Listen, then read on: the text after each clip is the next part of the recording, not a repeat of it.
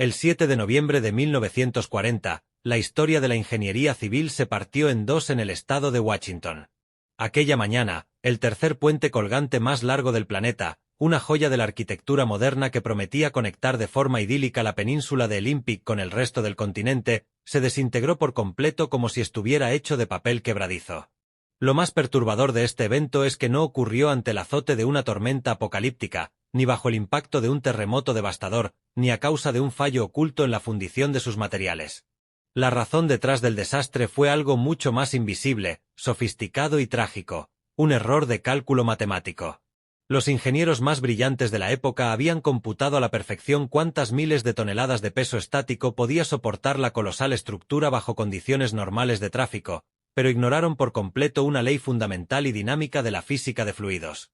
Diseñaron un titán de acero impecable para resistir la fuerza de la gravedad, pero olvidaron por completo que el aire en movimiento no es simplemente una masa estática que empuja con fuerza bruta. El viento es una fuerza fluida que respira, que genera vórtices, que oscila de forma caótica y que tiene la capacidad absoluta de triturar el acero estructural más resistente del mundo si su ritmo se acopla milimétricamente a la propia frecuencia de vibración natural del monumento. Antes de adentrarnos de lleno en los planos secretos, las fórmulas sesgadas y las ecuaciones fallidas que condenaron a este coloso, apóyame suscribiéndote al canal y activando la campanita de notificaciones. Tu valioso apoyo es lo que hace posible que sigamos investigando a fondo y analizando los mayores desafíos, misterios y fallos técnicos de la ingeniería a lo largo de la historia humana. La obsesión por la esbeltez. Para comprender el origen de esta catástrofe, debemos viajar a los últimos años de la década de 1930. En aquel periodo, el diseño de puentes a nivel global se encontraba sumido en una profunda obsesión tanto estética como económica: la búsqueda implacable de la esbeltez. Las estructuras colosales y robustas del pasado empezaban a verse como toscas y anticuadas. El ingeniero Leon Moisseiff, considerado en ese entonces una eminencia indiscutible y un visionario en el cálculo de puentes colgantes, propuso un concepto radicalmente revolucionario para cruzar el complejo estrecho de Tecoume Narrows. Tradicionalmente, los puentes colgantes de gran envergadura dependían de pesadas vigas de celosía abierta instaladas justo debajo de la calzada. Estos entramados tridimensionales de vigas cruzadas en diagonal tenían una función física crucial: permitir que las corrientes de aire transversales pasaran limpiamente a través de la estructura sin ofrecer ningún tipo de resistencia aerodinámica significativa. Sin embargo, guiado por las nuevas corrientes arquitectónicas y la necesidad de abaratar costes en plena época de entreguerras, Moisseiff tomó una decisión drástica. Decidió sustituir la celosía abierta por vigas de alma llena hechas de acero macizo, las cuales se alzaban unos 2,4 metros de altura en ambos laterales de la pista. Estas no eran rejillas transitables por el aire, sino planchas de acero sólidas, opacas y continuas. Visualmente, el resultado era una obra de arte sin precedentes: una delgadísima cinta de asfalto flotante que parecía suspenderse en el horizonte desafiando abiertamente las leyes de la gravedad. No obstante, las matemáticas detrás de esta belleza eran peligrosas. El puente se construyó con una esbeltez extrema, registrando una relación entre el grosor vertical del tablero y la longitud total del vano de apenas 1 a 350.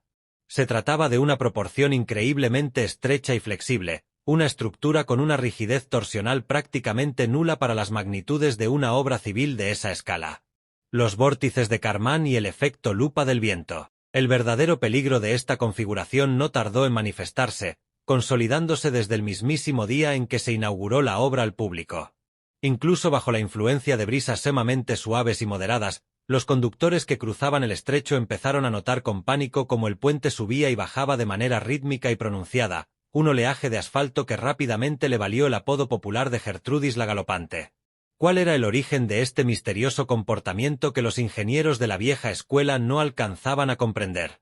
La respuesta se hallaba oculta en los laboratorios de la mecánica de fluidos avanzada y en un fenómeno aerodinámico conocido en la física como la calle de vórtices de von Karman. Al interponer una barrera de acero completamente sólida y vertical al paso del viento, las famosas vigas de alma llena laterales, la corriente de aire se veía obligada a separarse de forma violenta al no poder atravesar el puente. Al chocar de lleno contra esta plancha rígida, el flujo de aire aerodinámico se rompía por completo, desprendiéndose en forma de remolinos o vórtices turbulentos que salían eyectados de manera alternada. Primero se generaba un remolino de alta velocidad sobre la calzada, y de inmediato se formaba otro justo por debajo de ella. De acuerdo con los principios de la física de fluidos, estos vórtices cíclicos generaban zonas localizadas de baja presión matemática. Por lo tanto, cuando el vórtice se consolidaba en la parte superior, succionaba literalmente el tablero hacia arriba. Cuando el flujo cambiaba y el remolino se concentraba en la zona inferior, el puente era empujado con fuerza hacia abajo. Así, la megaestructura no se balanceaba por el impacto de la fuerza bruta o el empuje frontal del viento, sino por la succión constante, rítmica y coordinada de millones de microremolinos nacidos de su propia geometría defectuosa. El punto de no retorno. Hasta ese crítico momento de la historia, las oscilaciones registradas en el puente de Tecoume-Narrows habían sido puramente verticales. La pista subía y bajaba como una montaña rusa, una situación que resultaba sumamente alarmante para los usuarios y los técnicos, pero que todavía no ponía en riesgo inminente la integridad estructural del acero. Sin embargo, la fatídica mañana del 7 de noviembre de 1940, un viento constante y sostenido proveniente del océano cambió de golpe y de forma definitiva las reglas del juego físico. El patrón de movimiento puramente vertical que la estructura venía soportando se transformó de manera repentina en un indomable movimiento de torsión helicoidal. El puente dejó de ondular de arriba a abajo para comenzar a retorcerse de un lado a otro sobre su propio eje, imitando el movimiento de una hélice desbocada. Ahora, mientras una mitad longitudinal de la calzada se elevaba violentamente por los aires, la otra mitad se hundía en el vacío profundo. Si te apasiona desglosar la física oculta detrás de estos grandes desastres y deseas comprender a la perfección cómo la ciencia moderna logró corregir estos fatídicos errores para dar vida a los rascacielos y puentes del siglo XXI, este es el momento perfecto para apoyarnos. Suscríbete al canal si todavía no lo has hecho y asegúrate de activar la campanita de notificaciones. Tu valiosa interacción es el motor que nos impulsa a seguir desarrollando simulaciones técnicas de alta fidelidad y análisis profundos para ti. Flameo aeroelástico.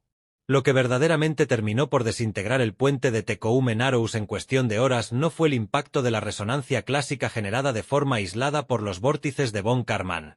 El ejecutor material de la estructura fue un fenómeno dinámico mucho más complejo, destructivo y temido en la ingeniería aeroespacial. El flameo aeroelástico, internacionalmente conocido como flutter. En el preciso instante en que el tablero de acero comenzó a retorcerse de forma helicoidal, el ángulo de ataque en el que las corrientes de viento golpeaban la superficie de la calzada empezó a cambiar drásticamente en cada milisegundo, creando un ciclo de retroalimentación mortal. En un diseño estructural eficiente, el puente debería haber disipado de forma progresiva la energía cinética del viento utilizando la rigidez intrínseca de sus materiales y sus uniones. No obstante, la flexibilidad extrema y la falta de masa de la obra Moisseiff provocaron exactamente el efecto contrario. Cada ráfaga de viento consecutiva no hacía más que inyectar una cantidad masiva de energía mecánica directamente en el movimiento de torsión existente. Para visualizarlo de forma sencilla, imagina que estás empujando a un niño en un columpio. Si ejerces la fuerza justo en el instante preciso en que el columpio alcanza su punto más alto y cambia de dirección, lograrás que la altura del trayecto aumente exponencialmente en cada ciclo con un mínimo esfuerzo. Eso fue exactamente lo que el viento le hizo a la megaestructura. La calzada se inclinaba hacia un costado, el viento la impactaba aumentando la inclinación, la elasticidad del acero la hacía rebotar con violencia hacia el lado opuesto, y en ese microsegundo exacto, la corriente de aire volvía a golpear el tablero con la frecuencia perfecta para potenciar el giro. De este modo, el colosal puente de Tecoume dejó de ser una estructura pasiva para convertirse en un motor aerodinámico autorregulado, una máquina que devoraba la propia energía del viento reinante para destruirse a sí misma desde el interior. El colapso mecánico. A medida que avanzaban las horas de aquella mañana, las fuerzas de torsión acumuladas en el vano central alcanzaron un ángulo límite destructivo de casi 45 grados de inclinación. Si bien es cierto que el acero al carbono empleado en la construcción poseía una flexibilidad y una resistencia elástica sobresalientes para la época, la realidad física dicta que absolutamente cualquier material estructural posee un punto crítico de ruptura por fatiga mecánica acumulada. Ante semejante distorsión helicoidal, los tirantes de suspensión verticales, los cables de acero que unían la calzada con los cables principales de retención, comenzaron a experimentar ciclos brutales de tensión y distensión que superaban por varios órdenes de magnitud los límites de tracción para los cuales habían sido fabricados. El desenlace fue inevitable. Uno tras otro, los cables de acero de sujeción vertical comenzaron a reventar de forma consecutiva, produciendo estallidos ensordecedores que los testigos presenciales compararon con ráfagas de fuego de artillería pesada. Al colapsar y cortarse los tirantes de un lateral específico del puente, miles de toneladas de peso correspondientes a la sección central de la calzada se transfirieron de manera instantánea y asimétrica hacia los pocos cables supervivientes del lado opuesto.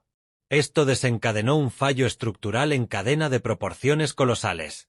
Desprovisto de sus soportes vitales, el masivo tablero compuesto de hormigón armado y pesadas vigas de acero de la sección central se fracturó por completo en varios segmentos, desprendiéndose de las torres de anclaje y desplomándose de forma espectacular directamente hacia las turbulentas aguas del estrecho de Tecoume.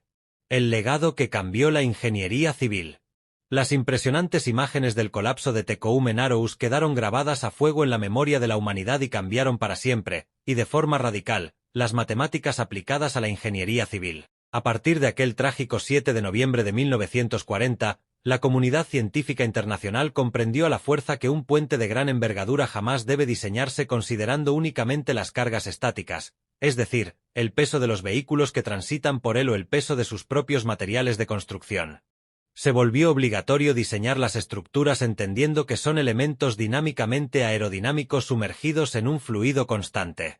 A raíz de esta dura lección, los ingenieros del mundo descartaron las vigas de alma llena y regresaron con un enfoque científico renovado a los diseños basados en celosías abiertas y transitables.